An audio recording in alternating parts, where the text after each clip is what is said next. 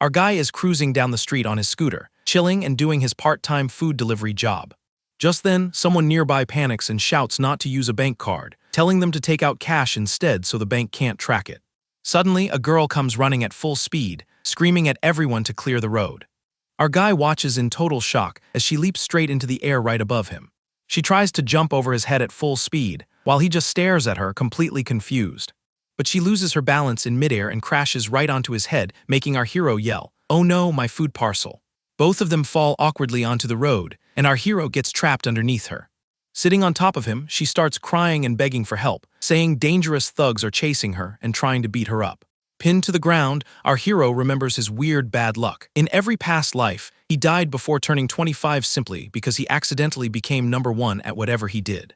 He recalls the bizarre ways he died: a flower pot falling on his head, a lightning strike, choking while drinking water, and even a toilet exploding. To break this curse, he decided to become a total loser in this life so he could peacefully live until age 80. Snapping back to reality, stuck on the road under the girl, Zioen grabs his helmet and grumbles, "Man, why does this always happen to me?" Zioen keeps a deadpan face and tells her off, pointing out that regular thugs run from the police and superpowered ones run from the association, so her helpless act makes zero sense. Stumped by his solid logic, she makes an annoyed face, irritated that her damsel in distress routine didn't work immediately.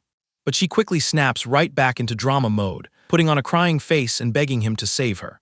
Zioen panics internally about turning 25 and triggering his past life curse, bluntly telling her he's counting every second and every rupee just to stay out of trouble. Shocked, she asks if he can read minds, but Zioen plays dumb and says he's just a regular delivery guy who needs her to get off him so he can get moving. Before they can settle it, a massive bodybuilder steps out of the dark alley and starts yelling at the girl for running away.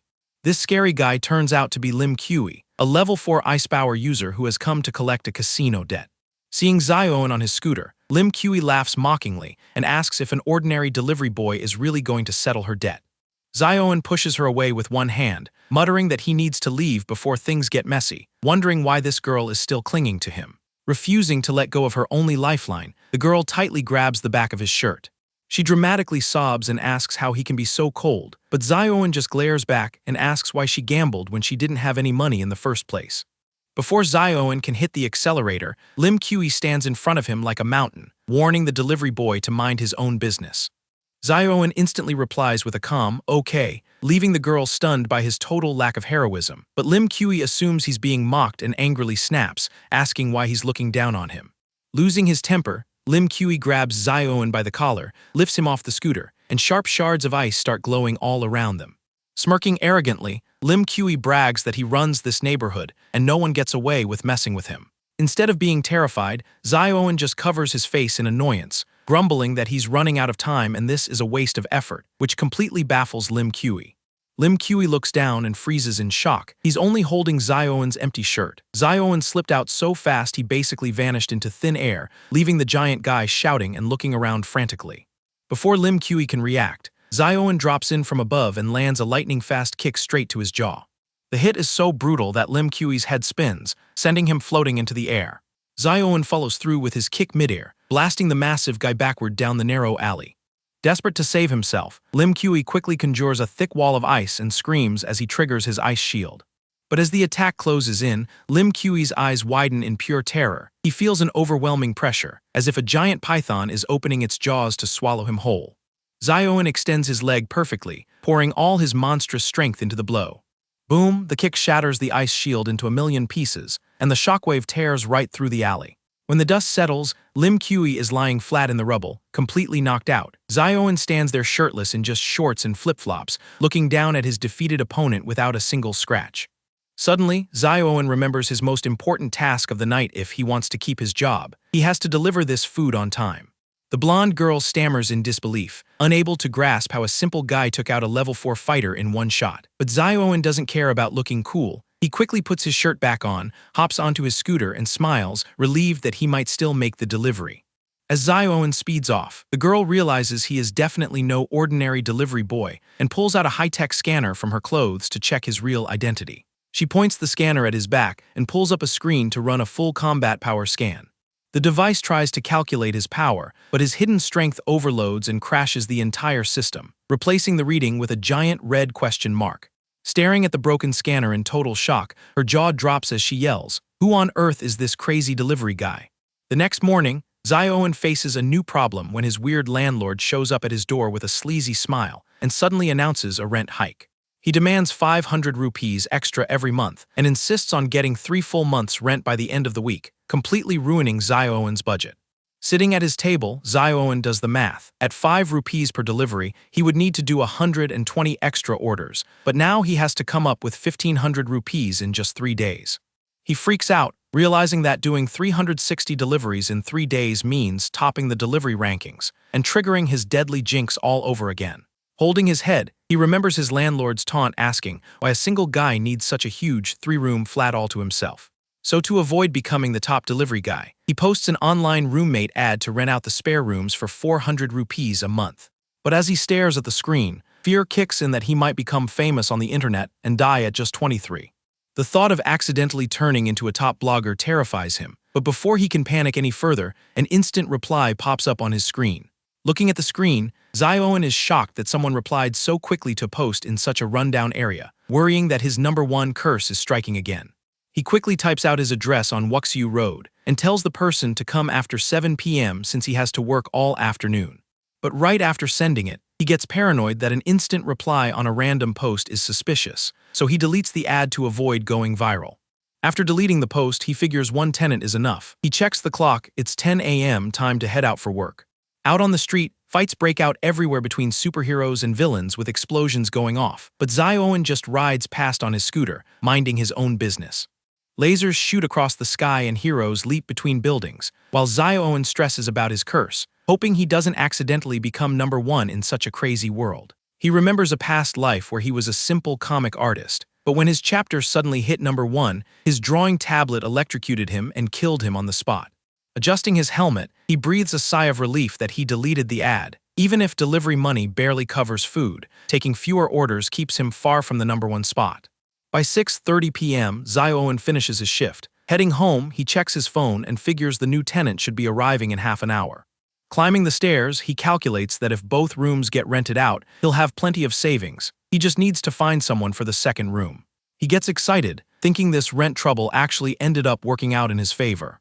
But the moment he reaches his door, his jaw drops at the person standing outside. Holding a red bag, standing right there is none other than the same blonde girl from yesterday. She recognizes him instantly too, shocked that this rundown flat belongs to the guy who broke her scanner, while Zio-Owen asks if she's the one who replied to the ad. Wanting to dodge her drama, Zio-Owen unlocks the door and bluntly says the room is no longer available, but Lin Mao Mao follows him inside and brings up her broken scanner. Zio-Owen turns around with a straight face and asks what a simple delivery boy has to do with her broken gadget. Lin Mao Mao explains that it was government property, and she has to submit a full report explaining how it got broken. She puts on her helpless act again, claiming she has no money, is buried in debt, and has nowhere to go after getting kicked out of her old place. Showing zero sympathy, Zio-Owen bluntly tells her that if she owes money, she should stop making excuses and just pay it back. Ignoring his words, Lin Mao Mao asks if he'd really leave such a pretty girl on the streets and slips right inside the flat, making Zio-Owen shout in protest. Seeing her haul her luggage inside, Zio-Owen threatens to call the police, but she laughs it off and says the police don't get involved in superpower cases. She turns around with a sly smirk, dropping her playful act and looking dead serious. She steps closer and tells him that since he's blocking her mind-reading power, he must secretly be a hidden level 6 expert. Smirking, she adds that someone with such insane power living in a shabby apartment must be hiding a massive secret. Zio-Owen's expression darkens, and he mutters under his breath that if he eliminates her right now, his secret stays safe forever. Completely ignoring his threat, Lin Mao Mao walks straight into a bedroom, kicks off her heels, and declares the room perfect for morning sunlight. Looking around the bare walls, she says she'll bring in new furniture and paint the entire room pink. Zio-Owen completely loses it and yells, asking if she heard a single word of his threat. Lin Mao Mao confidently says he isn't killing anyone today and starts changing her clothes right there, making a flustered Zio-Owen scream at her to stop stripping in front of a stranger. Lounging comfortably on the bed, she says it's her home now, so she'll do whatever she wants. Zio-Owen angrily points a finger and asks if she has any fear at all, but she casually replies that she's the association's intelligence head and has seen it all. Zio-Owen freezes in place, stunned that this weird blonde girl is actually such a high-ranking official. Lin Maomao smiles and asks if her title scared him, while Zioen thinks to himself how absurd it is that such a high official is crashing in a dump like this. She drops to her knees on the bed, holds out a stack of cash with folded hands, and tearfully begs that this is all the money she has left, pleading for the room while Zioen gets annoyed by her drama. Zioen stares at the wad of cash, torn between his desperate money trouble and plain greed. He snatches the cash, stuffs it in his pocket, and groans that he won't get rid of her without giving up the room, while Lin Maomao cheers with her hands up that her plan worked. Zioen turns red with embarrassment as he looks at his shameless new roommate. Lin Maomao sprawls lazily across the bed and asks with a teasing smile if they can finally do something only a strong guy like him can handle. Then she leans back against the mattress with a mischievous grin, teasing that if he wants, she can tell him all the details about this secret grown-up work. But Zioen shuts her down with a deadpan face, making it crystal clear that he has zero interest in knowing any of it. Unbothered, Lin Maomao leans forward on the bed, playfully hinting that listening to her could solve his massive money problems. She winks, hinting at classified government info, and casually adds that if he really doesn't care, he can just pretend she never brought it up. That immediately grabs Zioen's attention, and he asks in a stern voice how she knows about his financial situation. Lin Maomao gives a smug smile, bragging that for an expert like her, a quick background check was more than enough to dig up everything on him. Zioen glares at her suspiciously and asks point-blank if she's been secretly spying on his every move.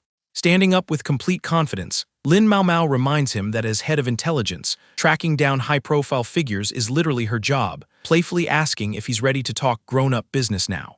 Crossing his arms and looking away, Zioen admits he slipped up by letting his secret out, but strictly warns her not to blackmail him since he's a law-abiding guy. Lin Maomao steps right up to him with a cheeky grin and asks if he took grown-up work to mean something dirty. Turning bright red with embarrassment, a flustered Zioen snaps at her to stop messing with him and get straight to the point. Flicking the stack of cash with a wink, she happily says it's just about making money and asks what else he was imagining. Zioen makes an awkward face, feeling ridiculous about how badly he had misinterpreted her words. Getting down to business, Lin Maomao turns serious and explains that based on how easily he broke her scanner, his power must be at level 6 or even higher, something never seen before.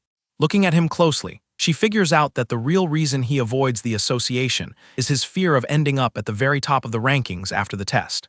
Sitting cross-legged on the bed, she pitches a killer deal. If he teams up with her, she can register him without any tests or rankings, letting him make easy monthly cash without hauling delivery boxes. Zioen eyes her with heavy suspicion, asking why she'd abuse her authority to get him in through the back door when they don't even know each other. Lin Maomao gives a shameless grin and flatly admits that her only real motive is making cash. She breaks it down. External contractors get a base salary of 500 rupees a month plus hefty mission bonuses, and all she wants is a 50% cut of that bonus. Zioen asks if she isn't afraid he'll report her shady scheme, but she smirks confidently, saying he'd never do that unless he wants to trigger his deadly #1 curse. Settling in comfortably, she boasts that scouting rare talent, keeping him safe, and making money is a win-win for everyone, leaving Zioen completely speechless at her sheer audacity. Suddenly, a loud knocking sounds at the front door. Assuming the landlord is back to cause drama, Zioen cuts the conversation short and heads to open it. Walking over, he grabs the metal handle and unlocks the door. As he swings the door wide open, he is shocked to see an unfamiliar girl with white hair standing there. Holding her bag, the shy girl nervously introduces herself as Wang Yike and explains that she's here to rent a room. Zioen's jaw drops the moment he sees her, his brain completely short-circuiting over how cute she looks. Wang Yike raises a hand bashfully, explaining that she saw the address he sent right before the post got deleted, hoping she isn't disturbing him. Flustered, Zioen scratches his head with an awkward chuckle, reassuring her that he just missed her message in his morning rush to get to work. He steps aside and warmly invites her in, giving her a heads up that the place is a bit old, to which she thanks him politely. Walking inside, a chill runs down Zioen's spine as he realizes just how narrowly he dodged becoming a top viral sensation despite deleting the ad that morning. Wang Yike drags her luggage inside, glancing around nervously. Seeing that the flat is pretty decent for cheap rent, she turns to Zioen with a sweet smile and asks which room is hers. Before Zioen can answer, a bedroom door swings open and footsteps approach. Lin Maomao walks out in loose loungewear while tying up her hair, casually asking who just came in. Wang Yike's eyes go wide with shock, stammering that she came to rent a room while wondering if this girl is Zioen's girlfriend. Before Zioen can clarify, Lin Maomao steps up and pulls Wang Yike into a hug, enthusiastically saying such an adorable girl definitely needs to stay here. while Zioen yells from behind asking why she's acting like she owns the place. Lin Mao Mao smiles cheerfully and explains that she just moved in today as a tenant too, giving Wang Yike relief that it was all a misunderstanding. Suddenly, Zioen's face turns deadly serious, and he sternly orders both of them to take a step back immediately. Both girls blink in utter confusion, clinging to each other and wondering what's wrong. A second later, a massive impact smashes right through the wall, blowing it into a million pieces and sending bricks and dust flying everywhere. As debris and dust rain down, the two girls scream in terror, but an unfazed Zioen points out that he warned them to move because he sensed the danger coming, while smoke slowly clears from the massive hole in the wall. When the dust settles, a battered guy in brown clothes is lying limp in the crater, looking like he just got blasted through 5 solid brick walls. Looking at the unconscious guy, Zioen sighs with a deadpan expression, wondering if thugs are raiding his building, while Lin Mao Mao and Yike huddle together, terrified by the sudden attack. Just then, a large shadow looms over the opening as a menacing figure glares at the defeated fighter, mocking how a weak level 3 dared to pick a fight with him. Stepping forward, the guy with glasses and braided hair flashes a sinister grin, declaring he'll make such an example out of this hero that the rest of the association learns what happens when they cross him. Lin Mao Mao quickly pulls out her scanner to check the giant guy, and red warning lights start flashing across her screen.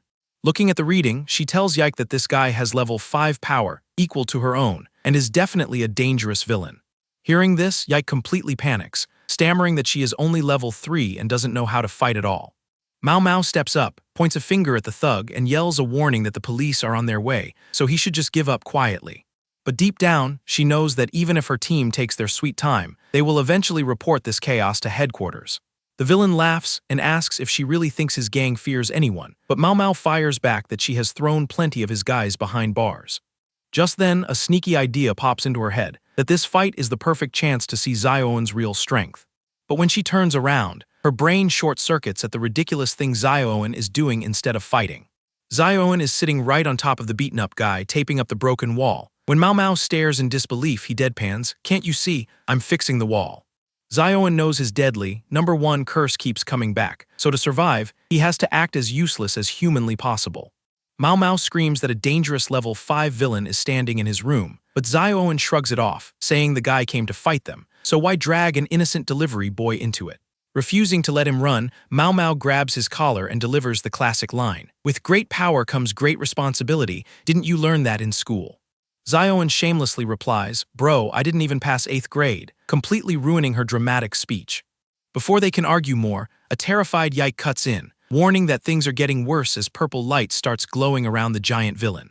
In pure panic, Yike grabs Mao Mao tightly, throwing her off balance just as the villain charges in to attack. The thug roars, leaps high into the air, and drops down with a devastating kick to wipe them all out in one shot. Mao Mao holds her breath. The strike is so fast that dodging is completely impossible.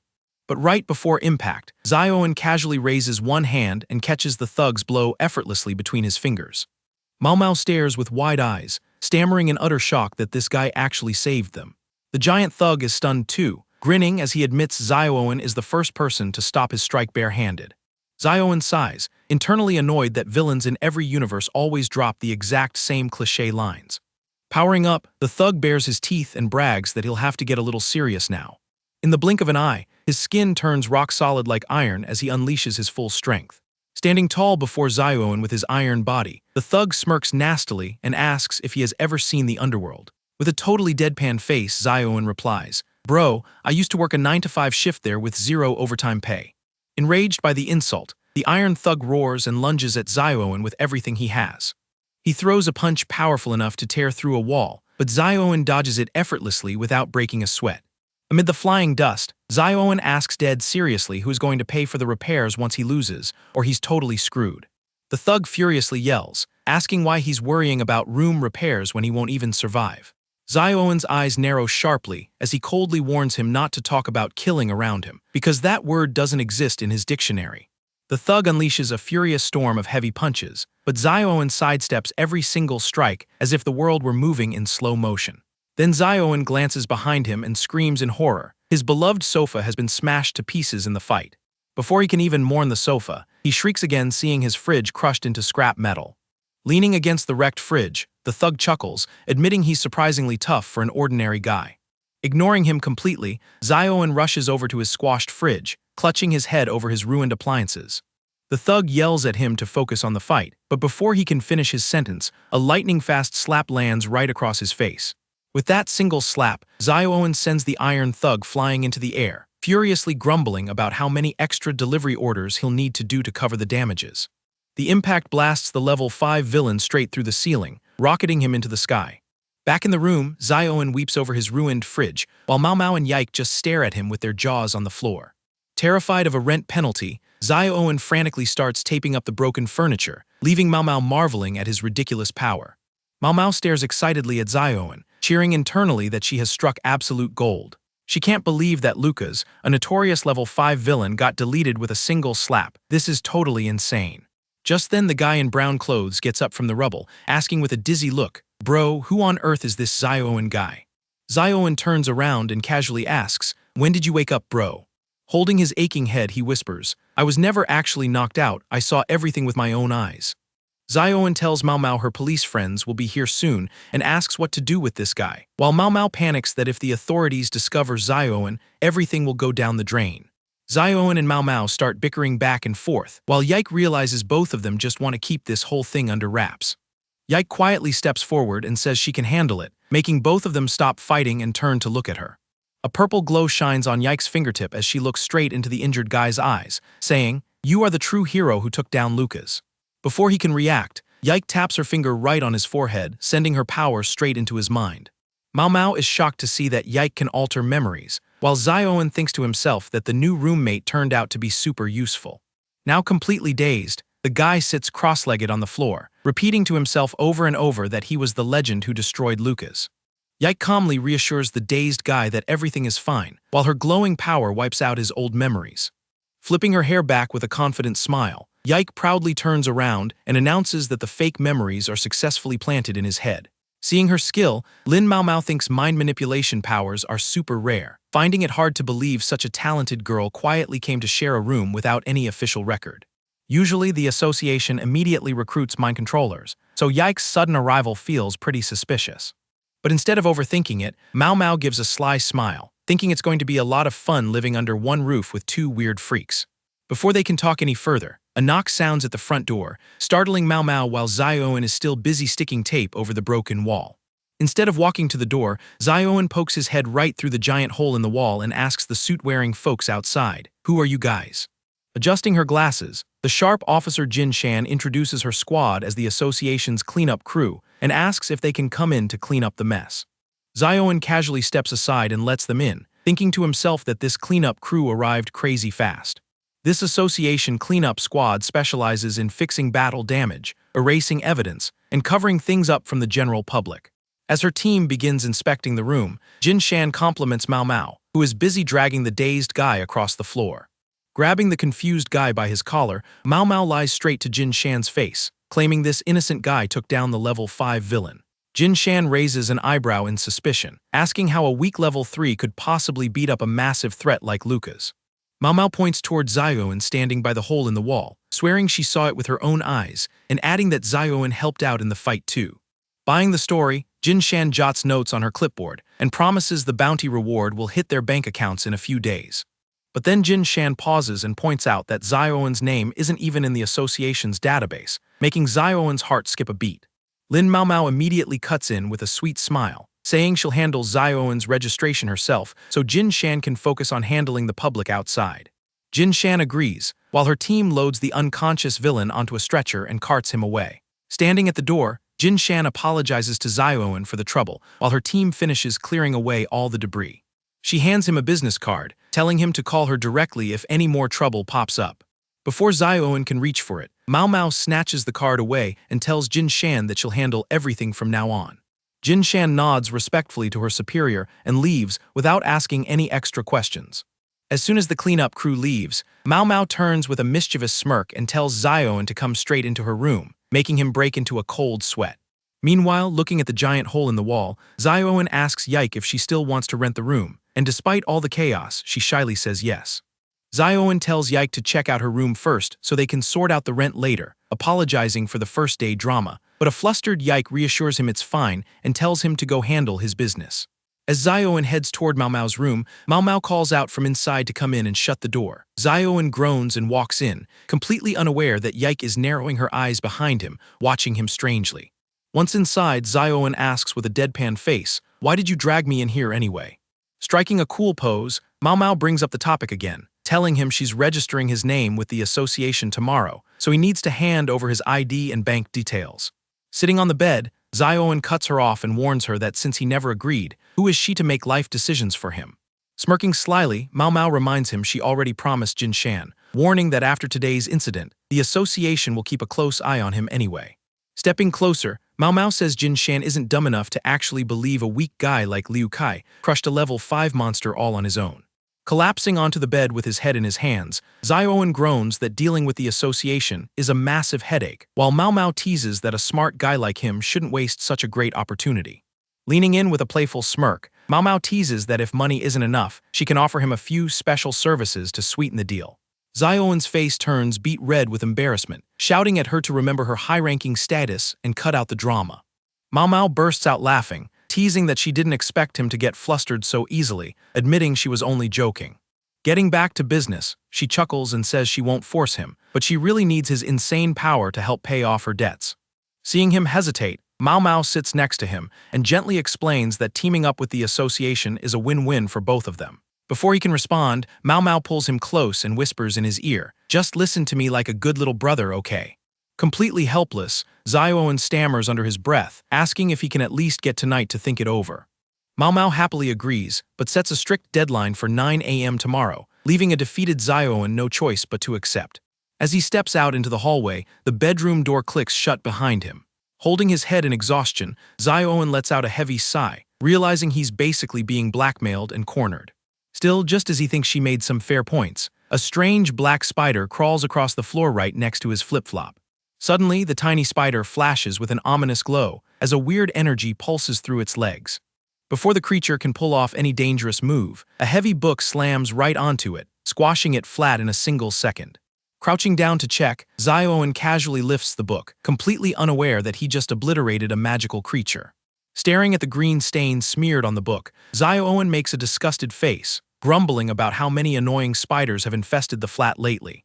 Across town, a rich guy is cowering on the floor in absolute terror as an army of spiders surrounds him, offering all his money just to save his life. A terrifying spider monster grabs his chin, mocking his wealth and bluntly stating she has zero interest in his cash, leaving him trembling as he asks what she actually wants.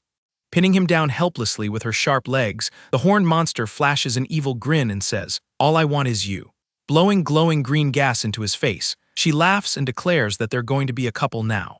Ripping his shirt open in one go, she excitedly says they're going to make a ton of little baby spiders together. But just as she moves in, something super weird happens, making her freeze in place and stare with wide eyes. Under her spell, the guy starts blushing, clutching his cheeks and whining, "Please be gentle, ma'am, I have a very low pain tolerance." Watching her terrifying master plan turn into a cheesy romantic drama, the spider lady clutches her head in frustration over how her spell backfired. Finding this useless guy totally worthless, she bluntly tells him he's no longer needed, completely tuning out his annoying whining. Without a shred of mercy, she unleashes her spider swarm, and in the blink of an eye, thousands of spiders swarm him and tear him apart. Within seconds, the hungry swarm devours him completely, leaving only a skeleton on the floor while the monster smirks with satisfaction. Spreading her arms in joy, she decides this lavish mansion is her new home and plans to stay here for a few days. She orders her minions to whip up a fresh new look, as green light flashes and the spiders begin weaving new clothes for her. Watching the spiders weave black stockings over her legs, she grumbles about how much effort it takes to look pretty. Magical light swirls around her body, erasing her monstrous appearance and transforming her into a stunningly gorgeous girl. Posing in her new look, she complains that she has to waste her energy just to avoid scaring weak guys away. Licking her lips as a pretty girl, she commands her spider swarm to head outside and fetch some fresh men for their mommy. Kicking off her heels, she lounges lazily on the fancy sofa, glad that her chill time has finally begun. Back at the apartment, Lin Mao Mao sits on the floor browsing her phone, watching breaking news about dangerous spider attacks across the city. Hearing the news, Zioan doesn't even bother turning around, continuing to tape up the hole in the wall as he casually asks what she's watching. Mao Mao looks up with a serious expression, asking if this sudden news doesn't sound a bit fishy to him. Zioen brushes it off, saying it's probably just some random bug infestation and there's no reason to stress over it. Pausing the tape, he glances back and asks why she hasn't changed yet, wondering if she has no plans to go to the office today. Mao Mao smiles and explains that her boss gave her time off after getting the property damage report, making Zioen think her job is way too relaxed. Stepping right up to Zioen, Mao Mao teases that working for the association has tons of perks, asking if he thought about last night's offer and if he's ready to sign up. Before Zioen can answer, a blood-curdling scream echoes from the hallway, grabbing everyone's attention. Zioen and Mao Mao freeze on the spot, and staring toward the hallway, Zioen asks what kind of new mess is starting now. Just then, Yike dashes out of her room in her sleepwear, screaming that an army of spiders has invaded her bedroom. Looking down, swarms of black spiders are crawling out from under the door, scattering all over the wooden floor. Without wasting a second, Mao Mao heroically leaps forward and stomps the spiders barefoot, yelling at Yike not to panic but to stay alert because these bugs are dangerous. Crushing spiders left and right, Mao Mao turns back and yells at Zioen to stop standing there like a statue and come help out. Staring at the whole chaotic mess with his mouth wide open, Zioen wonders how his simple, lazy life got so completely ruined. Mao Mao gives him a deadpan look, asking why he's frozen and teasing if such a big, tough guy is actually scared of tiny spiders. Zioen looks like his soul has left his body, sweating nervously and agonizing over what a disaster this morning has turned into. Mao Mao turns back to the crawling horde and yells at him to hurry up because the spiders are completely overwhelming them. Suddenly, Zioen steps forward, pushes Mao Mao behind him and tells her to back off, catching her completely by surprise. Stepping back, Mao Mao wonders what kind of epic move this guy is about to pull off next. Zioen brushes his fingers across his face, and sparks of bright flame ignite between his fingertips. Leaping high into the air, Zioen unleashes a fiery vortex, sending a massive flame beast crashing straight toward the floor. The wall of fire slams into the ground, vaporizing every single spider in an instant and turning them to ash. Lin Mao Mao's eyes go wide in absolute disbelief, shrieking at the raging inferno as she realizes the terrifying power this guy was hiding all along. After completely wiping out the spider swarm, Zioen takes a deep breath and dramatically claims that spiders have been his sworn enemies across all his past lives, while Mao Mao and Yike just stand there frozen, staring at him like he's a total freak. Mao Mao's brain completely short-circuits, staring at him in disbelief over how one guy can use 3 different superpowers at once, sweating nervously and wondering what on earth Zioen is made of. Seeing her reaction, Zioen flashes a sharp smirk and teases that if she's that curious, why doesn't she just read his mind and figure it out herself? His cheeky reply pisses Mao Mao off, and she furiously yells at him to back off before she loses it. She glares at him sharply, silently cursing him for being such a massive headache who never gives a straight answer. Completely ignoring her bad mood, Zioen casually pulls out his phone, says it's time for his delivery shift, and tells both girls to clean up the flat once he leaves. Yike just stands there with her mouth wide open, wrapped in her towel and looking completely lost. Before Zioen can head for the door, Mao Mao checks her phone and stops him, announcing that the association has put the entire city on emergency lockdown and everything is shut down for the day. Staring at the glowing screen, Zioen's eyes go wide in shock. Mao Mao points to the screen, telling him to see for himself. A massive spider invasion has hit the entire city. Rubbing his chin, Zioen reads the news about tiny spiders wreaking havoc everywhere. Turning dead serious, Zioen declares that it's either him or these bugs. He's wiping them out for good today. Over at the fancy mansion, the spider lady suddenly sneezes, wondering who's badmouthing her behind her back. Dabbing her nose with a handkerchief, she narrows her eyes in suspicion. Suddenly, the window glass shatters, and an armed officer dramatically leaps straight into the room. Landing with guns drawn in both hands, Combat Officer Fei shouts for her to drop her weapons and surrender in the name of the association. Lounging casually on the sofa, the spider lady chuckles, admitting the association's intel is surprisingly sharp to track down her hideout so fast. Crossing her legs with a sly smirk, she taunts Fei, asking if the cute officer really wants her to lay down her weapons. Fei gives a sharp smirk from behind her glasses and bluntly replies, "Yes, absolutely." The spider lady stands up and playfully agrees to surrender her weapons, right as swarms of venomous spiders start crawling out from beneath her skin. Fei instantly trains both guns on her, sternly demanding to know what kind of sick trick this is. The spider lady flashes an evil grin and proudly says that these sweet babies are her real weapons, so she's just doing what she was told. Seeing that she won't go quietly, Fei leaps high into the air and fires a devastating blast straight at her, declaring game over. The powerful shot blows a massive hole right through the spider lady's chest, giving Faye a victorious smile, until nearby spiders instantly swarm the wound. Instead of dying, the spider lady's heart thumps as the entire swarm rushes back inside her chest. Glowing with green light, thousands of spiders stitch the massive hole back together in the blink of an eye. From behind her glasses, Faye's eyes widen in utter shock as she witnesses this freakish technique. The spider lady gives a chilling grin, mocking Faye's little game and warning that the real show is about to begin. Back at the flat, a panicked Yike clutches her chest and stammers that she barely used any force at all. Zioen scratches his head, guessing the door screws probably came loose during yesterday's chaos, and calls out for Lin Mao. Mao Mao walks out with her phone pressed to her ear, telling Zioen she'll be right there in a second. Hanging up, Mao Mao announces that the association called her in for immediate duty, making a surprised Zioen ask, "Didn't you just get the day off?" Fixing her clothes, Mao Mao promises to pay for the house repairs later, leaving Zioen completely baffled by her rush. Watching Mao Mao dash out through the broken wall, Yike worries that something huge went down, but Zioen ignores the whole spider panic and tells her to put up a curtain over the wall. Just then, Zioen spots something on the floor and shouts a warning to Yike that another spider has sneaked inside. Terrified, Yike leaps straight into Zioen's arms and clings to him tightly, turning his face bright red with embarrassment. Without wasting a second, Zioen takes off his flip-flop and slams it down with full force, turning the spider into green mush in one hit. Catching her breath in panic, Yike quickly says they need to seal this hole before more bugs get in. Zioen looks at her with a deadpan face and casually asks, "Which hole are you talking about?" Annoyed, Yike points right at the massive crater in the living room wall, yelling, "What other hole would I be talking about, bro?" Mao Mao walks swiftly down the association corridor when an agent rushes over and hands her a file containing the combat team's latest battle report. Putting on a serious face, she scans the papers and asks about Officer Faye's exact condition. The agent quickly explains that Faye suffered heavy injuries, but thankfully survived and was rushed straight to the hospital. Mao Mao narrows her eyes in suspicion, wondering how a level 4 spider monster slipped through their net.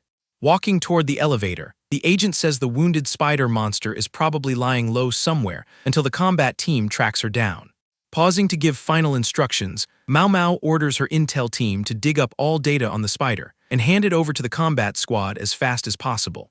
Leaning against the wall with crossed arms, Mao Mao mutters that Faye has never lost a battle, so this sudden defeat feels pretty fishy. The elevator doors open, and Mao Mao comes face to face with an unfamiliar officer standing inside. It was a sharp-looking officer holding a file, greeting her and saying Chief Lin is finally back. Without wasting a single second, Mao Mao smiles and immediately assigns her a task to work on. Fast forward to day 3. After 2 full days of total lockdown, pressure from top officials forces the city to lift restrictions and get business running again. But the spider trouble on the streets hasn't died down at all, and Zioen is already dead tired back on his delivery scooter. Just then, he spots another dangerous, venomous spider crawling along his scooter handlebar. Knowing that becoming number 1 at anything will trigger his deadly curse, Zioen trembles in panic, terrified that if he doesn't wipe out these pests, he's a dead man. Snapping in pure frustration, Zioen yells and flicks his finger with such insane force that the spider gets completely obliterated. A short while later, he knocks on a wooden door and casually calls out that their food order has arrived. The door opens and a chubby guy steps out, telling Zioen to hand the food directly to him. Zioen stands outside with a deadpan expression, doing his absolute best to stay quiet and show zero reaction. Handing over the meal, Zioen lets out a sigh of relief and steps back, right as a rating notification chimes on his phone. Checking the screen, he sees the guy gave him 4 stars along with a complaint that there was a spider in the food. Instead of getting upset, Zioen's eyes light up with joy, celebrating that these spiders are tanking his rating and saving him from becoming the number 1 delivery guy. But his joy quickly fades, and he sits down grumbling, annoyed that this whole spider mess is ruining his simple, peaceful life. Meanwhile, deep in the shadows of a dirty alleyway, rats shriek in terror as a glowing army of venomous spiders swarms past. In the middle of the horde hides the heavily wounded spider monster, spitting green venom in tattered clothes and swearing revenge against the association. She flashes an evil grin as thousands of spiders crawl over her body, commanding them to hurry and feed her the stolen red liquid so she can recover.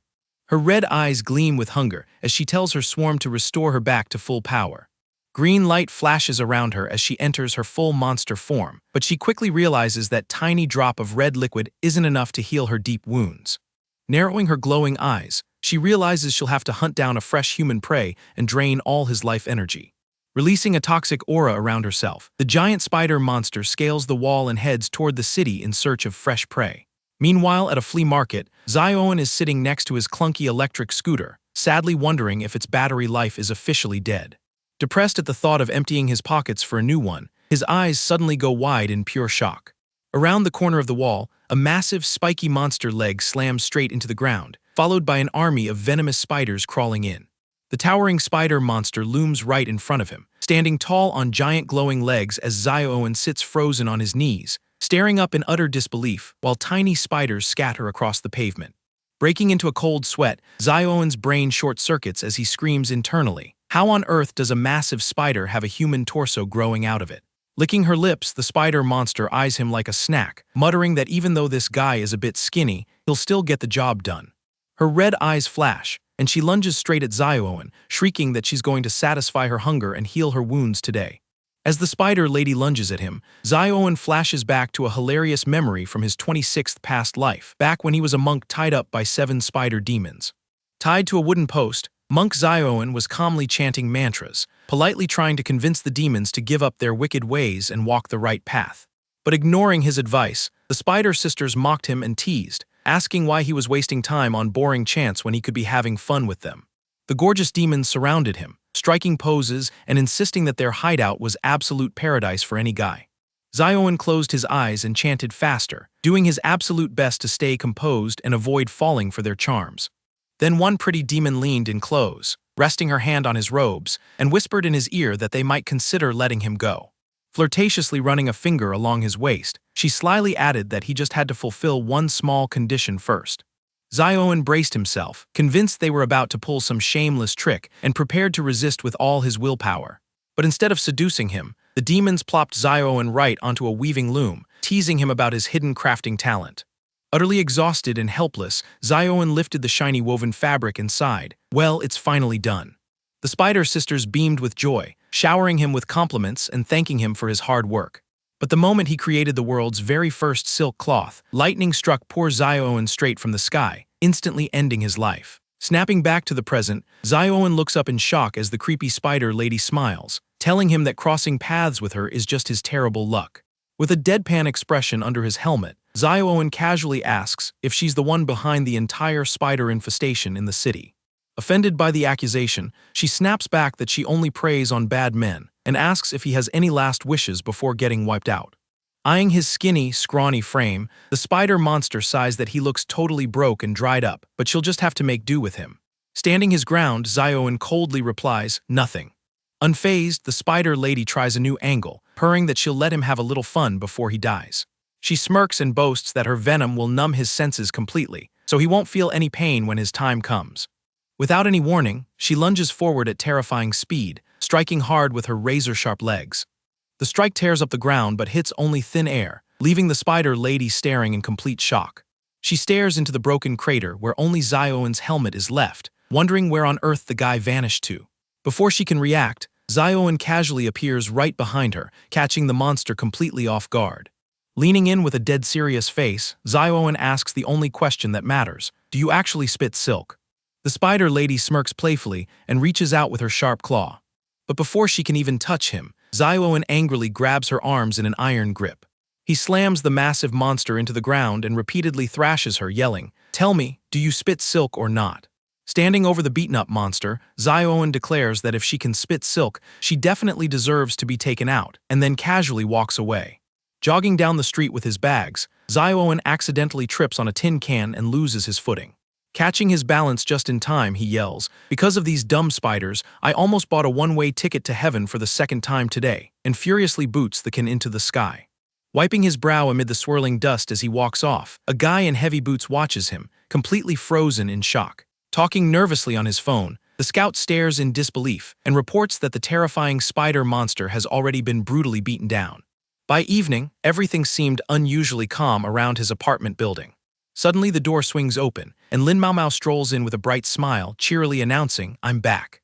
Taking off her shoes, Maomao sees Zioen lounging on the couch, asks if he was busy with work, and mentions the crazy spider situation downstairs. Leaning back on the sofa, Zioen casually deadpans that he beat her up because looking at her brought back bad memories, leaving Maomao stunned. Mao Mao narrows her eyes in shock, unable to process how he can mention something so massive so casually. Composing herself, she crosses her arms and complains about why he didn't give her a heads up, while Zioen grumbles that he just couldn't stop himself from hitting her. Pulling an envelope from her pink purse, Mao Mao reveals that she registered his name with the association and brought his reward money for beating Lucas, though the payout was smaller since Liu Kai stole all the credit. Peeking at the cash inside the envelope, Zioen mutters that as long as he's getting extra money, he's not complaining. Before Zioen can even enjoy the cash, Mao Mao drops another bombshell. She has officially enrolled him into the association. With a sharp grin, she tells him to be ready for training next Monday, dragging him into the hero world whether he likes it or not. After a whole day of thrashing monsters and dealing with Mao Mao's forced recruitment, Zioen finally crashed into bed, sleeping like he was completely cut off from the world. But even in deep sleep, a faint rustling sound in his ears begins disturbing his rest. His eyes snap open and he instantly goes on high alert. Something is wrong because he hears someone breathing right beside him. He slowly sits up, staring at a large lump moving under his blanket, wondering what on earth it is and if someone actually crept into his bed. His heart starts pounding as he grips the blanket with shaking hands, sensing trouble and realizing his peaceful, lazy life is in danger yet again. The moment he yanks the blanket off, his brain goes completely numb. An unfamiliar girl is sprawled out, sleeping comfortably right next to him. Zioen's panic mode kicks into overdrive as his mind starts screaming, "What kind of new drama is this?" and has his old curse returned. Before he can process anything, the girl yawns, opens her sleepy eyes, and casually asks if it's morning yet, acting completely chill like she owns the place. She sits up, stretches, and casually calls Zioen by his name, remarking that he woke up pretty early today, leaving him wide-eyed and wondering how she even knows who he is. Zioen loses his mind, wondering how a total stranger knows his name, his heart racing as he suspects another massive problem brewing. Before he can utter a word, she grabs his hand with a bright smile and playfully announces that she's super hungry, leaving Zioen completely stunned by her boldness. Trying to handle the situation, Zioen stammers, calling her little sister, and asks point-blank who she actually is. She flashes a teasing smirk and starts joking about what happened last night, while a flustered Zioen turns red and frantically tries to defend himself. Turning red as a tomato, Zioen insists his pants are still on and nothing happened between them, demanding she pack up, go home, and end this drama. Leaning in with a mischievous grin, she looks at him with golden eyes and cryptically asks if reality is even necessary for something to happen. Zioen narrows his eyes as the penny drops, leaning in and asking in a sharp tone if she's another person with superpowers. Wang Yihan bursts out laughing at his serious face, teasing that the joke's over and she had no idea he was such an innocent guy. Zioen finally snaps, jumping to his feet, pointing a finger and yelling, "Who on earth are you and what are you doing in my flat?" Completely ignoring his rage, Yihan gives a cheerful wave and says, "Hello, my name is Wang Yihan," acting as if they're old buddies meeting for coffee.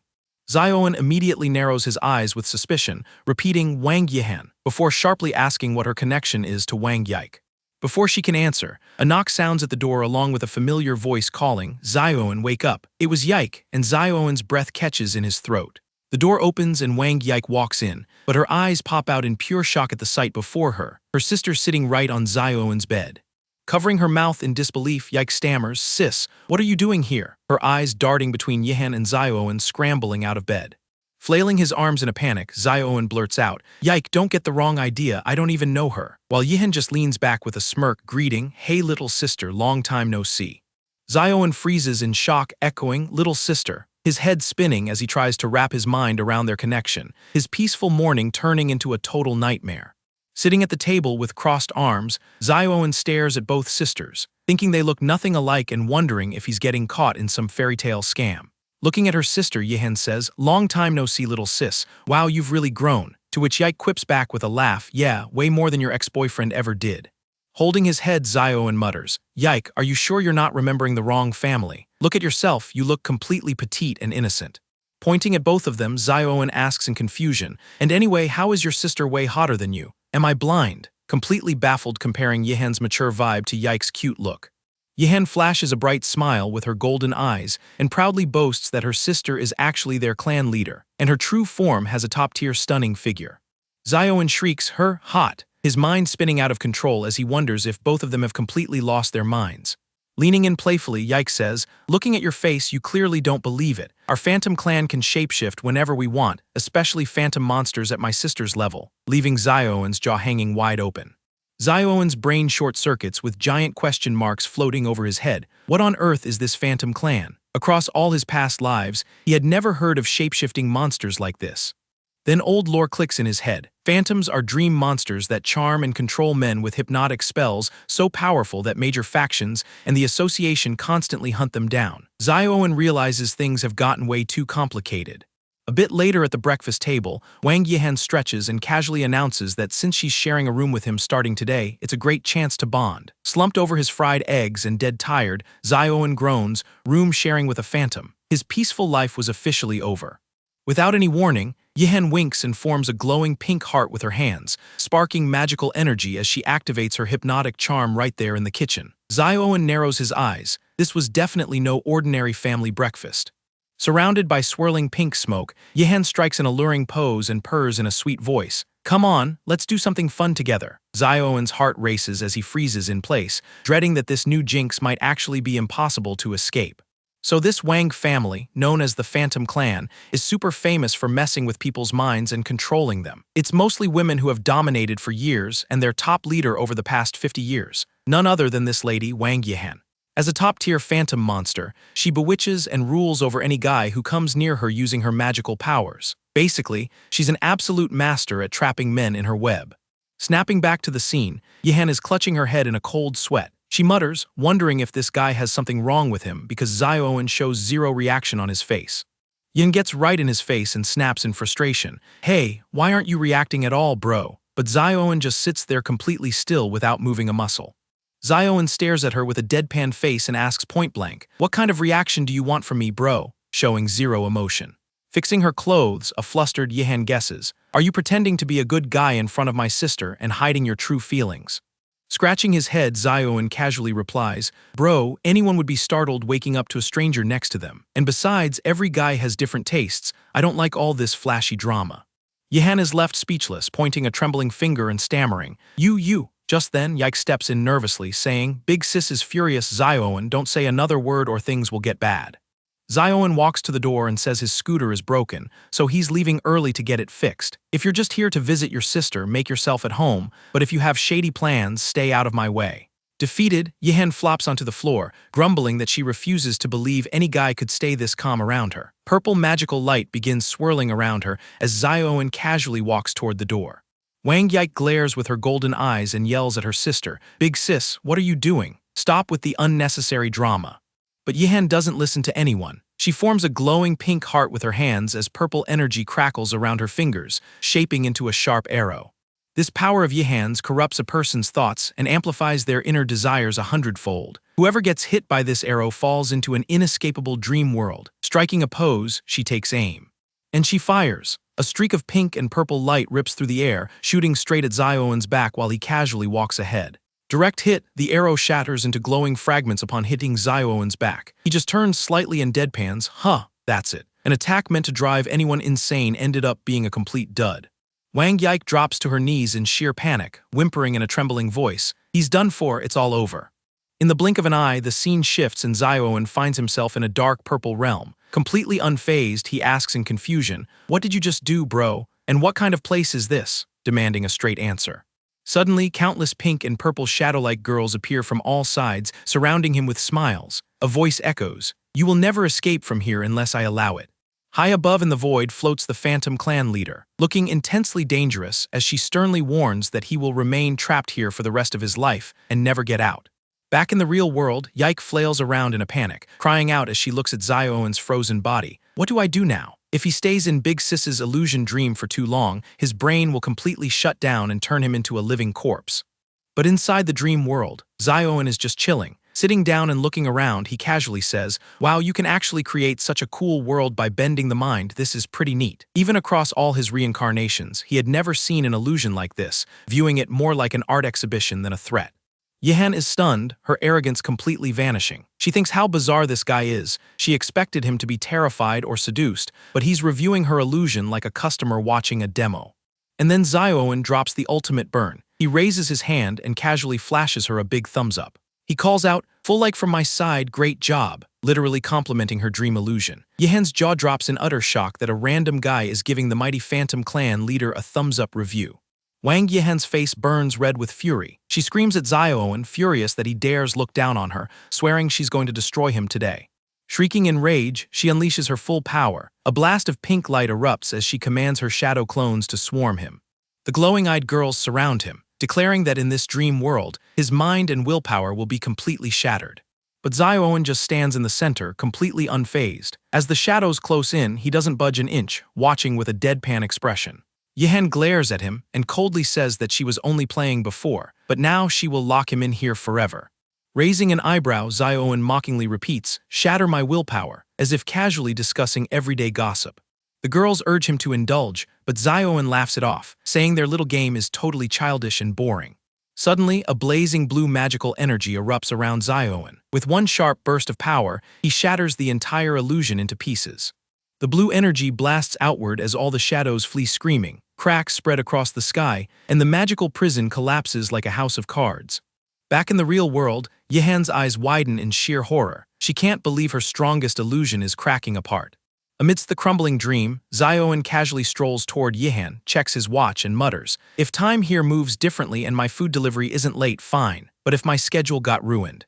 Yihen completely loses her mind. Putting her hands on her hips, she screams, "Delivery? What are you even talking about? Are you out of your mind?" Infuriated that trapped inside a grand magical realm, all he cares about is his food delivery. Xiaowen doesn't wait for an answer. He steps forward as Yihen leaps into the air to dodge, while Xiaowen yells, "Don't blame me later for beating up a girl." Seeing the incoming punch, Yihen's eyes widen in terror as she shrieks, "How can you use superpowers inside a dream, bro? Who on earth are you?" But it's too late, and a direct hit sends her screaming.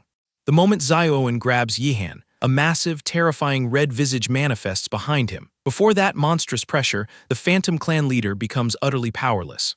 Xiaowen's eyes glow with bright blue light as he flashes a sharp smirk and asks, "Take a guess who I am?" Meaning this top-tier phantom lady picked a fight with the absolute wrong guy today. Amidst the shattering dream fragments, Xiaowen grips Yihen even tighter, leaving her breathless as she stammers that no human has ever pulled this off before. Yihen's eyes widen in shock as she stammers, "Channeling power inside my own illusion, you're definitely not human." Xiaowen asks with a deadpan face, "Are you trying to say I'm a ghost?" Xiaowen pushes Yihen away, sending her tumbling through the air, remarking that even if hypnosis is rare in this world, that doesn't mean he doesn't know how to counter it. Putting his hands in his pockets, he stands there completely relaxed and says the only way to charm him is if he willingly allows it, with zero fear in his voice. Yihen lands gracefully, sits cross-legged, and remarks that she never expected to run into such a massive monster while looking for her sister, adding that the association clearly doesn't know about him, or they'd never let him deliver food on the streets. Pink power begins glowing from Yihen's hands as she shapes a heart, striking a fierce pose midair, fully ready to attack again. She aims her crackling pink arrow straight at Xiaowen and yells that they would have locked him up and dissected him for research long ago.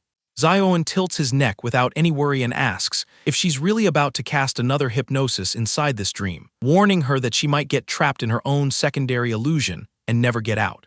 Wang Yihen says with glowing eyes that guys as strong as him don't show up every day, so she wants to test her absolute limits. Xiaowen stays completely relaxed with his hands in his pockets, casually saying, "Come on then, bro, I'm standing right here." Frowning in annoyance, Yihen asks what on earth he means by that.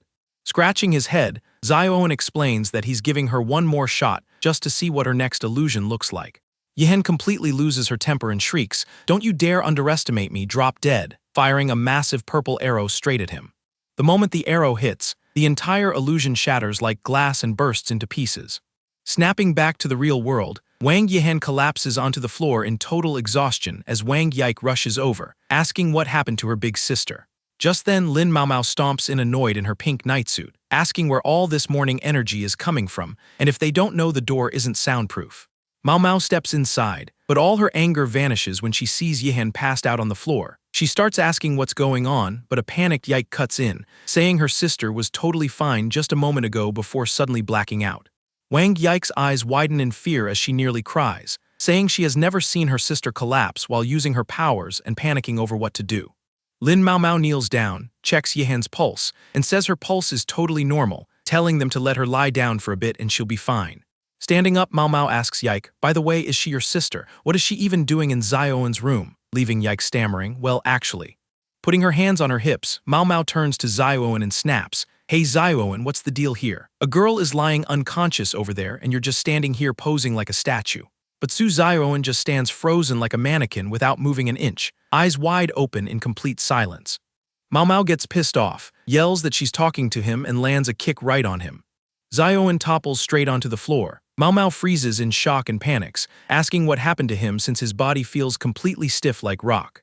Wang Yihan is lying completely unconscious on the floor. Wang Yike rushes over nervously, crying out in a trembling voice that her sister still isn't waking up, while a serious Mao Mao kneels beside her and checks her neck again.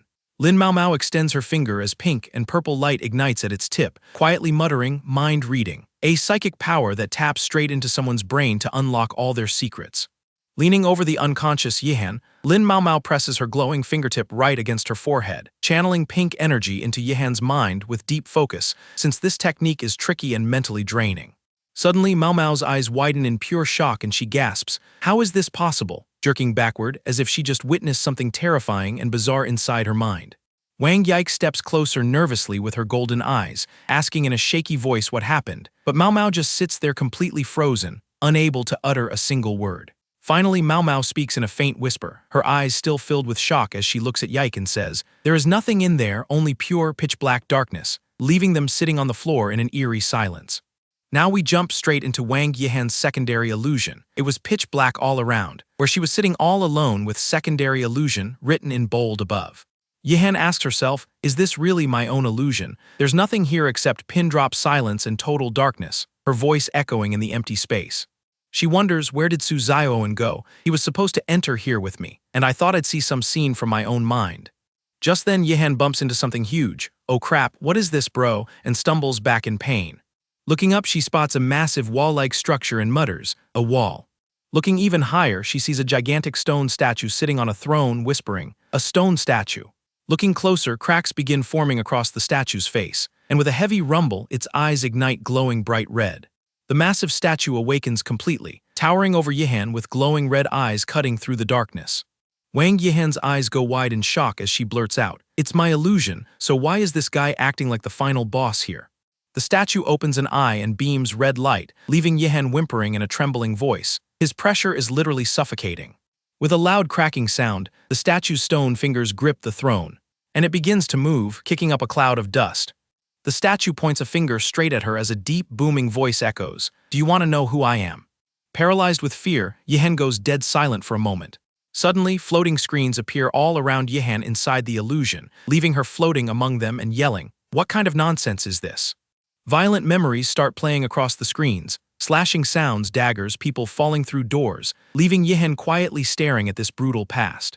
The stone statue transforms into a fierce warrior clad in golden armor, riddled with arrows in his shoulders and back with a heavy sword at his side, before the scene fractures to reveal a skeleton beneath a flash of lightning. A guy with a hair bun was sleeping on a desk, the glowing tablet in front of him reflecting his own face. Then flashes the face of a girl with long blue hair and yellow eyes, snapping from a calm expression into sudden shock. Snapping back to the illusion, Wang Yihan is standing next to Zioen, who looks ahead and says, "I honestly don't even know who I truly am." Yihan breaks into a cold sweat and turns sharply, as wisps of smoke rise near her shoulder. Standing between the floating screens, Zioen gestures with his hand and says, "All I know is that these are all past versions of me." Gazing into the distance, Zioen adds, "Forms from every single one of my past lives, all of which died terrible deaths." Zioen turns to Yihan with a smile and asks, "Are you wondering how I'm in total control even after getting trapped in your illusion? To be honest, I have no idea myself, and I'd like to know too." Yihan instantly covers her eyes and yells, "Bro, I'm an innocent girl, I didn't see a single thing." Yihan realizes this guy is way too freakishly abnormal, and her tricks will never work here. Zioen chuckles and asks, "Where did all that arrogance about taking me out go?" Annoyed, Yihan hides her face and snaps, "I'm not dumb, messing with you is like jumping straight into a fire." Looking up at the giant throne, Zioen wonders why on earth he's the one sitting at the very top of her illusion. Zioen says, "Enough with this boring game, I'm getting out of here." Panicking, Yihan threatens him, "If you leave, I'll sell you out to the association." Zioen casually replies, "You won't remember anything once we're out, and besides, you're the one trapped here." Yihan smirks with overconfidence, saying, "There's only one way out of this illusion, when the target's mind completely crashes." Charging forward with pink energy gathered in her hand, she yells, "I'll end this show whenever I feel like it." But her attack misses completely. Falling to the ground, she gets confused. Wait, why isn't my power working? Standing with hands in his pockets, Zioen asks, "You sure you don't need my help?" Furious, Yihan screams and throws a full power punch straight at him. But the punch hits thin air, sending her skidding away across the floor. Looking at Zioen, she realizes the guy was actually telling the truth. Zioen simply raises his leg to put an end to this pointless drama. He delivers a kick so powerful that the entire illusion shatters like glass, sending shards of blue light flying everywhere. Back in the real world, Yike screams, "Big sis, wake up!" frantically reaching out as Yihan lies unconscious on the floor with fragments of the shattered illusion scattering around. Zioen stands totally chill with hands in his pockets, while Lin Mao Mao stands beside him, staring with her mouth wide open in complete shock. With a smile, Zioen says, "See, I told you I'd have to handle this myself." Zioen snaps his eyes open with a jolt, returning to the real world in total shock. Sitting on the floor, Zioen clutches his aching nose, glares up at Lin Miao, and asks if she was the one who hit him. Miao snaps back angrily, yelling that she had been calling his name forever without getting any response from him. Holding his face, Zioen backs away and asks if she'll pay the bill if his nose is broken, but Miao roars back that his nose is totally fine. Just then Wang Yihan, lying on the floor nearby, slowly opens her yellow eyes and starts groaning. Wang Yike immediately rushes over to support her sister and asks how she's feeling, while Yihan rubs her head, saying her mind is spinning wildly. Yihan sits up from the floor, staring at Zioen in disbelief and wondering why she can't remember anything after pulling him into the second illusion, and how this guy looks completely chill without a single scratch. Lin Miao suddenly towers over Yihan and sternly orders her to get up and come quietly with her to the association. Yihan narrows her yellow eyes, questions why on earth she should go to the association with her, and asks who she even is.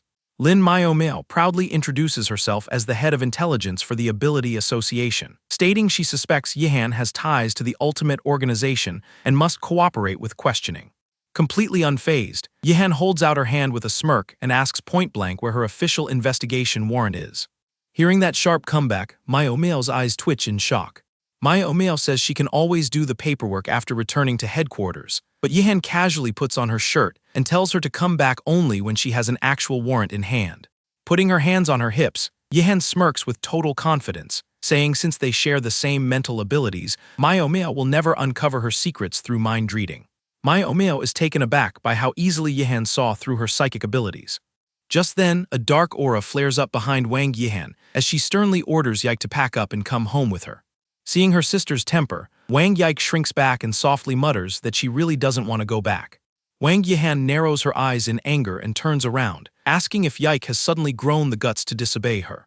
Terrified, Yike panics and stammers that she had no such intention. Pointing forward in pure anger, Wang Yihan snaps at Yike to quietly follow behind her. Just then Su Zioen steps right between them and shouts, "Hey, everyone hold on for a second." With a completely deadpan face, Zioen tells Yihan that she's just taking his tenant away under the excuse of being her sister, and that he sees right through her trick. Casually rubbing his fingers together, Zioen reminds everyone that this month's rent hasn't even been paid yet. Crossing her arms with an annoyed look, Wang Yihan cuts him off, stating this is a family matter and she's only here to take her little sister back. Without another word, both sisters turn around and walk straight out the main front door. Miao elbows Zioen and whispers about how weird they are, with the younger sister looking so terrified of the older one. Suddenly, Zioen's brain snaps and he shrieks out in pure panic. He checks the clock, drops to his knees, and wails that it's already 9:30 a.m. and he won't have time to get his bike fixed. Miao loses her temper, yelling that meeting him is the biggest curse ever and that she couldn't care less about his junk bike. Down on the street below, a whole squad of burly bodyguards in black suits and sunglasses was lined up in formation. Wang Yihan leads her sister toward a luxury car as all the bodyguards step back to clear the path. As the car door opens, the entire squad snaps to attention and shouts in unison, "Greetings, young mistress." Baffled, Wang Yike turns to her sister and asks why on earth she brought an entire army of bodyguards with her. From the balcony above, Zioen watches the luxury car speed away down the street. Just then, Miao rests a hand on Zioen's shoulder, remarking how wild it is that such an innocent girl actually turned out to be the second young mistress of the Wang family. She looks straight at him and asks why he's still stressing over food delivery when he's already joined the association. Miao repeatedly pinches his arm, while Zioen just stands there frozen like a mannequin. Clenching his fists, Zioen suddenly snaps back to reality and yells, "Oh right, if money is coming from the association, why the heck am I running around crazy doing deliveries?" In an old traditional room, an elderly maid brushes Wang Yike's silver hair in front of the dressing table, quoting an old saying that a bad hair day lasts a day, but a bad marriage ruins an entire lifetime. Wang Yike clutches her skirt with a downcast look and mutters softly that she doesn't want to get married. The old maid keeps styling her hair and gently explains that this match was arranged directly by the master and mistress, meaning there's no way out. Lowering her eyes, Yike whispers dejectedly, wondering why all this had to be written in her fate. The maid comforts Yike with a gentle hug and softly tells her that this is simply her fate. Just then, a man coughs from the doorway and asks if the young mistress is ready yet. An elderly butler steps forward to announce that the master and the guests have arrived, to which Yike faintly replies that she's coming. As the butler leads Yike down the long wooden hallway, the maid bows and watches her leave one last time. Walking along, the butler informs Yike that the wedding date is fixed for the end of this month, making an annoyed Yike ask why there's such a rush. Narrowing his eyes, the butler says that unless some unexpected trouble pops up, the date won't change. Yike hangs her head, silver hair falling over her eyes, and quietly mutters that she understands. With hands clasped behind his back, the butler cryptically remarks that there's always a chance for the unexpected to happen, catching Yike completely off guard. Stepping into the main hall, the butler loudly announces the arrival of the second young mistress. Munching on an apple on the couch, Wang Yihen smirks playfully, teasing her sister that she looks pretty good dressed up like that. Sitting opposite them, a guy in a sharp suit and glasses claps his hands and remarks with a creepy smile, "Well, not bad." The guy stands up, walks right up to Yike, and leans over her shoulder staring inappropriately, while Yike keeps her eyes glued to the floor in silence. The guy openly comments on Yike's figure and carrying on the family bloodline, making Yihen chuckle and ask if the Aoyang family still cares about such old-fashioned traditions. Hearing that, Yike clenches her fists in anger with her head lowered, while Yihen keeps a close eye on her. Raising a hand, the man explains that their young master is the sole heir of his generation, so continuing the family lineage is their top priority. He turns and says he personally came to inspect her and is completely satisfied, and now only looks forward to the wedding at the end of the month. Yihen steps forward, shakes his hand, and says it's a solid deal. The man smiles as they shake hands, repeating that it will be a pleasure doing business together. Standing behind, Yike hides her eyes and quietly asks if she can go back to her room to rest. Chewing on her apple, Yihen casually waves her hand and tells her to go ahead. As Yike walks out with her head low, Yihen mentions that her sister has always been quiet and shy, to which the man replies that he has no complaints. Quiet girls are ideal for managing a household. Yihen smiles and reminds him that the business alliance between their two families will be sealed after the wedding, to which the man says his boss is looking forward to the exact same thing. Stepping into the dark, quiet courtyard, Yike wanders alone under the night sky among the falling leaves. She drops to her knees on the stones beside the pond as tears well up in her golden eyes. Gazing into the water, Yike stares at her own miserable reflection. Unable to hold it back any longer, she buries her face in her hands and wipes away her tears. Just then, a familiar voice calls out right behind her, "Hey, you're ruining your makeup with all that crying." And standing right there is none other than Zioen in his regular t-shirt, shorts, and flip-flops. Yike pulls her hands away from her cheeks and turns around in pure shock. Staring with wide eyes, Wang Yike asks in disbelief, "Bro, how on earth did you get inside this mansion?" Zioen casually shrugs and says he literally just walked straight in through the front gate. Straightening his collar with a grin, he explains that he told the security guards he was a delivery guy, and they just let him stroll right in. Yike's jaw drops to the floor, completely stunned by his ridiculous audacity. Yike's panic mode turns on. Grabbing Zioen, she frantically yells that he can't stay here, terrified that if her big sister finds out, all hell will break loose. She physically drags him by the hand toward the back gate, ordering him to get out right this second and never come back. But Zioen, he's completely chill. With zero stress, he casually asks her to first explain why she was sitting in the corner crying. Tears well up in Yike's eyes as she stammers, trying to say but the words get stuck in her throat. Just then, rustling sounds come from the bushes, making both of them freeze. Zioen asks if someone is there as they go on full alert. It was an old man with white hair and a beard, Uncle Shu. Holding a watering can, he looks straight at them and mutters, "Young mistress, who is this?" A nervous Yike asks Uncle Shu what he's doing here, and he casually explains he was heading to water the master's plants after seeing off the Aoyang family manager, making Yike sigh in relief that it's only Uncle Shu. But wait, Uncle Shu's eyes lock onto one specific detail, their hands. They were standing there holding hands, and Uncle Shu connects the dots, thinking his suspicions are confirmed. Uncle Shu points a finger directly at them and asks if this is the real reason the young mistress refuses to get married. Yike completely panics. Waving her hands frantically, she yells that it's a huge misunderstanding and she has zero romantic connection with this guy. Clutching the watering can, Uncle Shu glares at Zioen and asks if this young man is a delivery boy. Suddenly, a light bulb goes off in Uncle Shu's head. He shouts, "I understand everything," while a sweating Yike asks what on earth he understood. Striking an over-the-top dramatic hero pose, Uncle Shu invents a tragic romance about a rich heiress falling for a poor delivery boy, trapped in a forced marriage by her older sister, a true tale of love and sorrow. Holding her head in disbelief, Yike groans in a faint voice that it's literally nothing like that. But then bam, Zioen grips her hand even tighter and yells, "Yes, Uncle, you hit the nail right on the head." Stepping forward holding Yike's hand, Zioen asks Uncle Shu if he will help unite these two young lovers, leaving Yike staring in open-mouthed horror. Uncle Shu suddenly starts fake crying about his bleeding heart, while a deadpan Zioen interrupts to ask what kind of ridiculous melodrama is going on. Suddenly, Uncle Shu strikes a cinematic pose amidst blazing flames, declaring that simply agreeing to such a tragic romance goes against the sacred rules of soap operas. The man literally thinks he's living inside a daily TV drama. Snapping back to her senses, Yike yells with folded hands, begging Uncle Shu not to listen to his nonsense since he's only her landlord and they have zero romantic history. But Uncle Shu is in peak form, blazing fire all around. He insists Yike is blinded by love and tells her to stand back so he can test this boy's true mettle, leaving a baffled Zioen asking what daily soaps this uncle has been binge-watching. Trying to defuse things, Zioen points a finger and explains that he's just a simple delivery guy, so there's no need to pick a pointless fight. But Uncle Shu refuses to buy it, growling that no ordinary delivery boy can step foot inside this estate. Zioen admits he used a little trick to get in, but insists he didn't hurt anyone and only came to check on Yike. Uncle Shu loses his temper, roars "Cut the crap," transforms into a blazing fireball, and charges straight at Zioen with terrifying speed.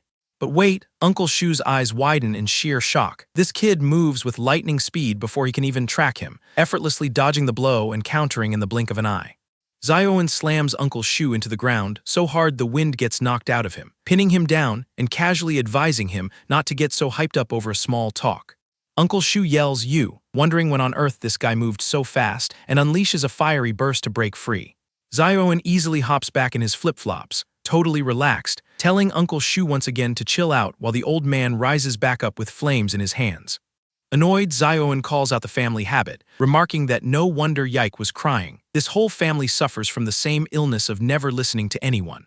Uncle Shu points an accusatory finger, asking which prominent clan he belongs to which Zioen casually replies, "No fancy clan, bro, I'm just a completely ordinary guy." Scratching his head, Zioen mutters that he's been saying he's a delivery guy all along, but nobody believes him, adding that he'll probably have to quit this job soon anyway. Uncle Shu isn't backing down. Powering up further, the crest on his arm glows brightly as he lets out a fierce roar. Posing amidst raging flames, he introduces himself as Su Yaokai, a level 5 flame catcher, challenging him to an all-out duel. Flaming hands ready, Uncle Shu strikes a pose, admitting Zioen is weird but could be a worthy opponent since he hasn't had a proper beatdown brawl in years. Zioen stands casually with his hands in his pockets, telling him to stop guessing. He has no grudge and zero interest in brawling with an uncle. Taken aback, Uncle Shu wipes his sweat and asks in shock if he can read minds and is some kind of psychic. Zioen shrugs, saying he just reads minds on the fly and it's no big deal or grand magic trick. Uncle Shu explodes in fury, yelling if he's mocking him and demanding to know what kind of monster he actually is. Suddenly, Uncle Shu's eyes widen in shock as he spots someone and gasps, "What?" Turning around, he stammers, "Young mistress," as Wang Yike steps directly into the courtyard. Yike rushes forward, apologizing to Uncle Shu, who is now lying flat on the ground looking completely knocked out and done for. Flipping his hair back with a deadpan face, Su Zioen takes in all the surrounding chaos and drama, muttering, "Seriously, what a totally bizarre scene this turned out to be." Yike takes care of everything. Placing her hands on Uncle Shu's shoulders, she uses her hypnosis power to knock him out, telling Zioen to slip out through the back door while she cleans up the rest of the mess. Yike gently leans an unconscious Uncle Shu against a bush, pointing down the path and telling Zioen to head straight out that way, while Zioen just stands there watching her with his hands in his pockets. Raising an eyebrow in mild confusion, Zioen asks Yike directly, "Aren't you coming along?" Yike kneels beside the sleeping Uncle Shu and cradles his head, hesitating as she starts with I, unable to say anything more. Finally, lowering her head, she says in a soft but clear voice, I can't go, my wedding is next month. Zioen reacts purely like a businessman. He bluntly says, look bro, I won't be able to refund your rent. Holding a few leaves from the bush, Yike looks up and replies, yeah, no need for a refund anyway since I broke the contract first. Eventually, Yike covers her face with both hands as tears start flowing, telling him to leave. We don't even know each other, so you don't need to help me. Zioen doesn't hesitate for a second. He just says, all right then, I'm heading out, and turns to leave, no drama, no crying, just wanting to slip away from the mess. But just then, a loud voice booms from above. Lin Maomao drops out of a tree in style and yells, Su Zioen, freeze right there, striking a dramatic heroine pose for an epic entrance. Yike is in shock. She stammers, Sister Mao, when did you? Right as Mao Mao lands with a thud, scattering dry leaves everywhere, because every dramatic entrance needs special effects. Furious, Lin Maomao grabs Zioen by the collar and snaps, you're just walking away like that. You had me do spy work for half the day, dragged me all the way here, and now you're sneaking off. Pointing at Yike, she demands, explain what kind of nonsense this is. Zioen yells back, Lin Maomao, shut your mouth, but she leans in with a smirk and drops a direct threat. If you don't help, I'll report you straight to the association, pulling the ultimate blackmail card. Yike's eyes sparkle like she's in a romantic movie, wondering, did you really come all this way just to see me? Completely missing the tension as her head floats up in the clouds. Their bickering gets even louder. Zioen angrily calls her sly, and Mao Mao fires right back, calling him a scoundrel, getting so close that sparks are practically flying in the air. Holding his head, Zioen totally gives up and grumbles, if I end up dying in this lifetime, it'll strictly be because of these girls' drama, cursing his terrible luck of having unlimited power yet being stuck with dramatic troublemakers. Putting on a serious face, Su Zioen kneels beside Wang Yike and says directly, if you don't want to get married, just say it clearly. Yike stammers, but Zioen cuts her off with a final offer stating, I'm asking one last time, if you say you don't want to marry, I'll help you all the way, otherwise, I'll pretend nothing happened here today. Yike's eyes widen with sheer determination as she gathers her courage. All of Yike's bottled up pain bursts out as she cries and screams that she doesn't want to get married, doesn't want to be anyone's puppet, and refuses to live suffocating like this, pleading with folded hands, take me away with you. Zioen instantly shushes her with a finger on her lips. Keep it down, why are you screaming so loud? Yike covers her mouth, embarrassed, and whispers, sorry, my bad. Letting out a long sigh, Zioen says, seeing your rage reminded me of the guys who raised absolute chaos on Justice Island. Yike keeps apologizing for getting so emotional, while Zioen wipes the sweat from his forehead with a sigh of relief, muttering, man, my heart almost stopped. Just then, Lin Maomao cuts in with a sly grin, teasing that if Yike cancels her room rent, she won't have the guts to live alone in the apartment with Zioen. Yike reaches her hand out toward Zioen. He gently takes it and Yike softly whispers, thank you. As the dust settles in the courtyard, Lin Maomao crosses her arms and asks the million-dollar question, what do we do next? Zioen scratches his head with a silly grin and replies, how should I know, hee. Giving him a teasing look with bright eyes, Mao Mao turns the tables. And here I thought you brought us all the way here with a foolproof master plan in mind. Putting her hands on her hips, Mao Mao snaps, shouting that she didn't come here to play superhero for Yike. She only came to check on her tenant's safety to avoid getting dragged into police trouble. Meanwhile, Zioen just chills with his hands in his pockets, calmly watching her high blood pressure tantrum. Zioen waves his hand to cut off all the drama, telling Yike, forget all that, just come home with me first, and leaves an open challenge for Wang Yihan to come talk to him directly if she wants to find her sister. Looking up nervously with her golden eyes, Yike asks, and what about my family? Scared by the reality of leaving everything behind. Zioen's expression hardens as his eyes turn sharp, dropping a harsh truth. A place that treats you like an object doesn't deserve to be called a home, leaving Yike completely stunned by his straightforward words.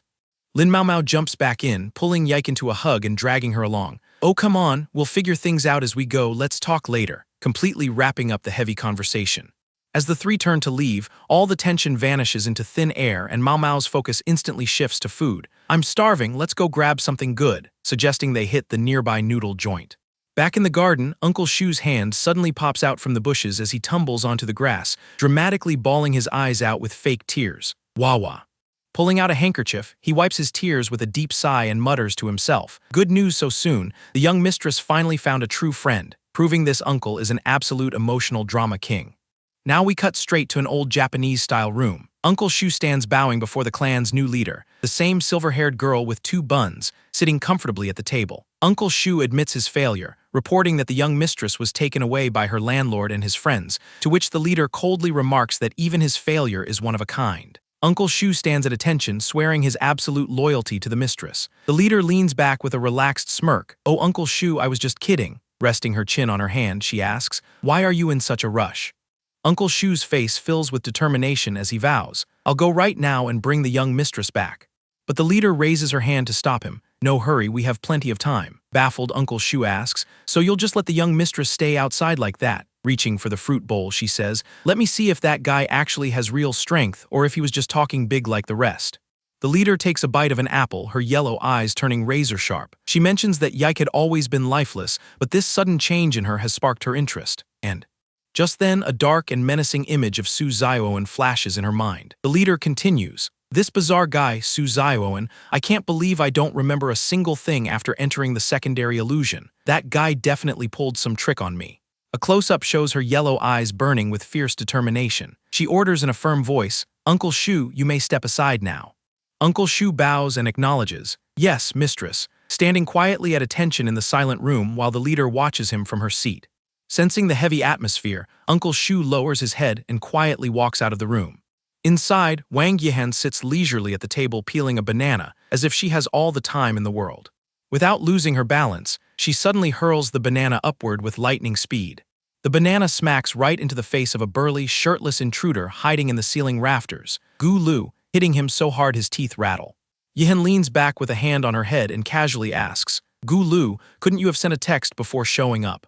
Gu Lu immediately panics. The massive brute scrambles to bow and salute frantically, terrified that she might beat him up. Straightening up, he casually munches on an apple and delivers his boss's message, asking why she hasn't been attending the meetings lately.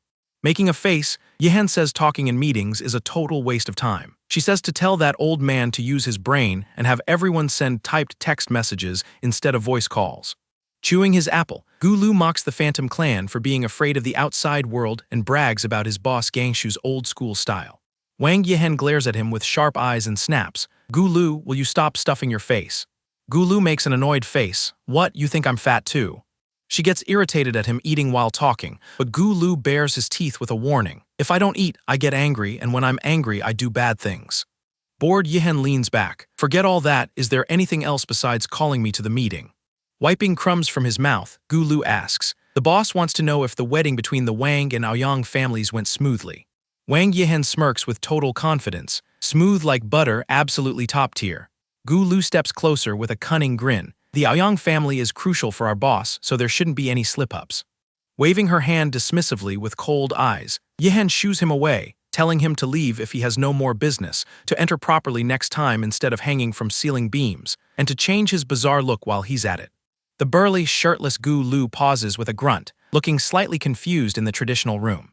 Gu Lu points at the fruit bowl on the table and asks, "Can I take this one?" like he's browsing a restaurant menu. With a grin, Gu Lu scoops up the whole fruit plate and starts crunching on an apple, offering one to Yihan while laughing as he drops a casual threat that he's not allowed to choke her to death. Turning his back to leave, Gu Lu mutters that nobody will be able to spot him, to which Yihan puts her hands on her hips and fires back, asking if he actually wants people to see him so she can call security. Yihan glares as Gu Lu steps closer with an apple stuffed in his mouth, spitting crumbs as he mumbles, "Even if someone sees me." Gu Lu's expression darkens with an evil grin as he chuckles, "Hee, then we'll just make them vanish," and yells on his way out that the boss is eagerly awaiting good news.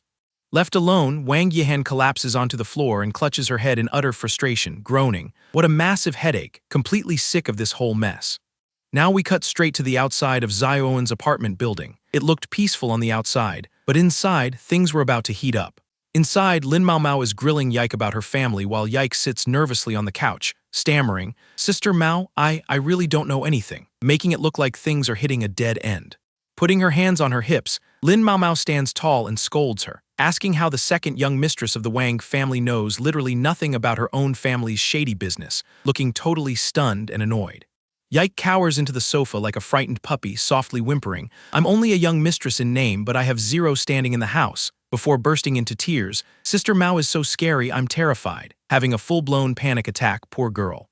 Meanwhile, Zioen is lounging on the couch like he's just enjoying a casual TV show, picking up the remote and casually flipping through channels. Classic Zioen, completely unbothered while the world burns.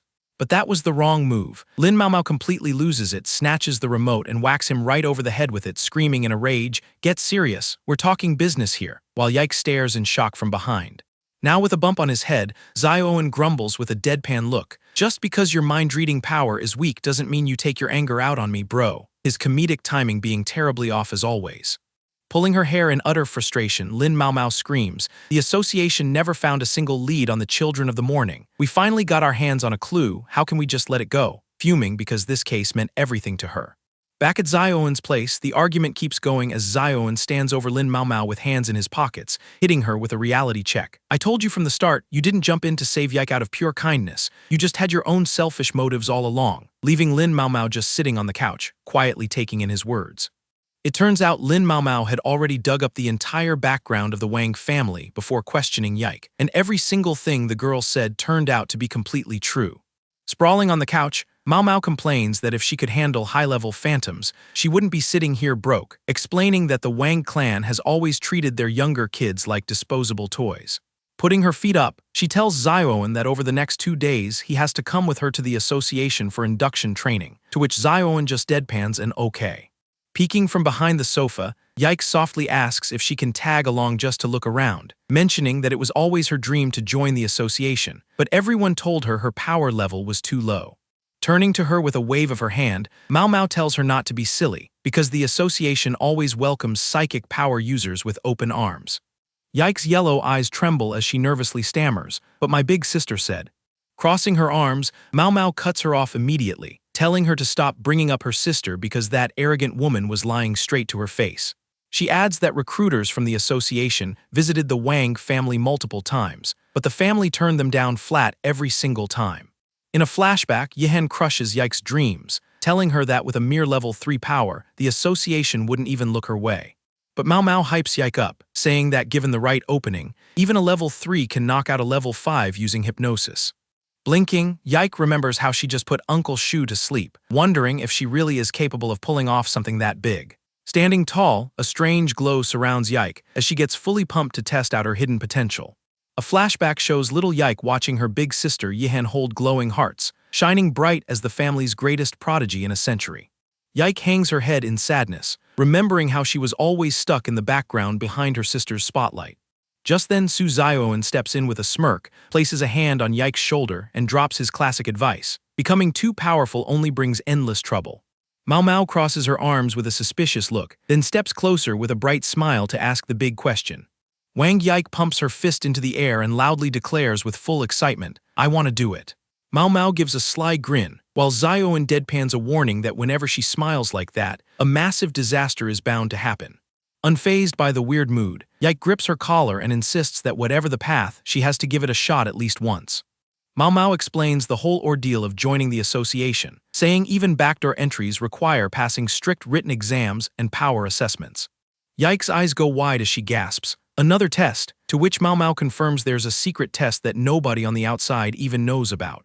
Clenching her fists, Yike shouts that she's totally ready for whatever comes her way. The scene cuts straight to the city's towering skyline, where Mau Mau cheerfully welcomes them to the Ability Association headquarters.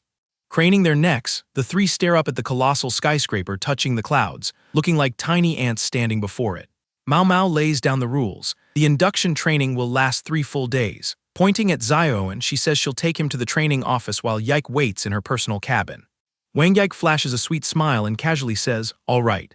Mau Mau walks up to Zioen and asks if he remembers what she told him. He casually replies that he does, and the three walk through the glass entrance. She warns him to show only one power during training to avoid attracting attention, snapping that the more he reveals, the bigger the mess will be. Suddenly, total chaos erupts right at the entrance gate. A security monitor explodes into a fireball, sirens blare through the smoke, and guards scramble in all directions. Mau Mau and Zioen freeze in place, staring with wide eyes as the entire security setup gets blown to pieces. All the surveillance cameras along the hallway pop off one after another like firecrackers, while Mau Mau and Yike jump on high alert amidst flying debris and smoke. Mau Mau points an accusatory finger right at Zioen, asking if he caused this mess, and he just casually shrugs, probably yeah.